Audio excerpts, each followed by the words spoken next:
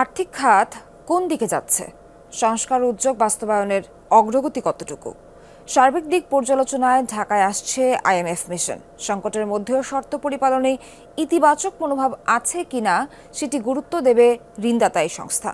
470 কোটি ডলারের ঋণ পেতে একাধিক শর্ত দেয় আন্তর্জাতিক মুদ্রা তহবিল।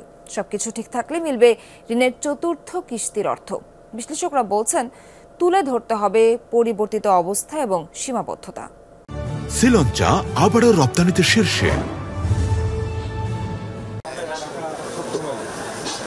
সংকটে দেশের অর্থনীতি চলমান রয়েছে উচ্চ মূল্যস্ফীতি, রাজস্ব আদায়ে তৈরি হয়েছে স্থবিরতা, নড়বড়ে ব্যাংক খাত, বিনিয়োগেও হতাশা। অর্থনীতিকে টেনে তুলতে নানামুখী উদ্যোগ আছে, এজন্য দরকার পর্যাপ্ত অর্থ। এরই মধ্যে 8 থেকে 10 বিলিয়ন ডলারের ঋণ প্রতিশ্রুতি পেয়েছে সরকার।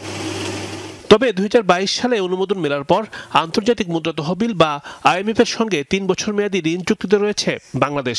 এর মধ্যে ছাড় হয়েছে 470 কোটি ডলার ঋণের 3টে কিস্তির অর্থ। চতুর্থ কিস্তি ছাড় করতে ঢাকায় আসছে মিশন।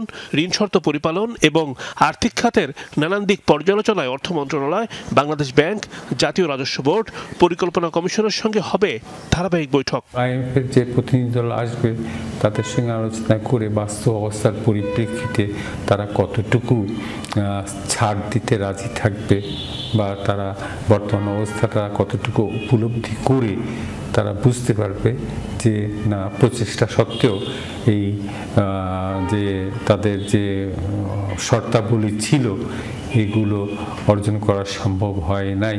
ঋণ পেতে একাধিক শর্ত দেয় এই ঋণদাতা সংস্থা। তার মধ্যে গুরুত্বপূর্ণ হচ্ছে রাজস্ব আদায় বৃদ্ধি এবং নির্দিষ্ট পরিমাণ রিজার্ভ সংরক্ষণ।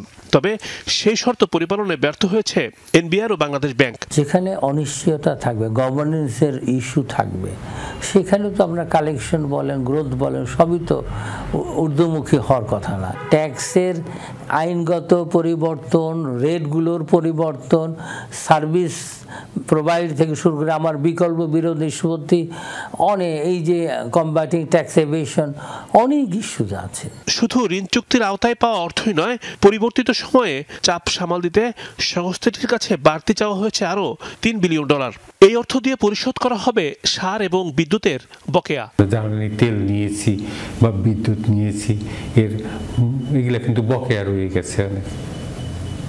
কাজেই জ্বালানি একটা গুরুত্বপূর্ণ খাত, কারণ জ্বালানি খাতে যদি আমাদের জ্বালানি বা বিদ্যুৎ আমদানি এটা যদি ব্যাহত হয় তাহলে কিন্তু অর্থনৈতিক কর্মকাণ্ড স্থবির হয়ে যাবে। তাই ডিসেম্বরের শুরুতে 2 সপ্তাহের জন্য ঢাকায় আসবে আইএমএফ মিশন।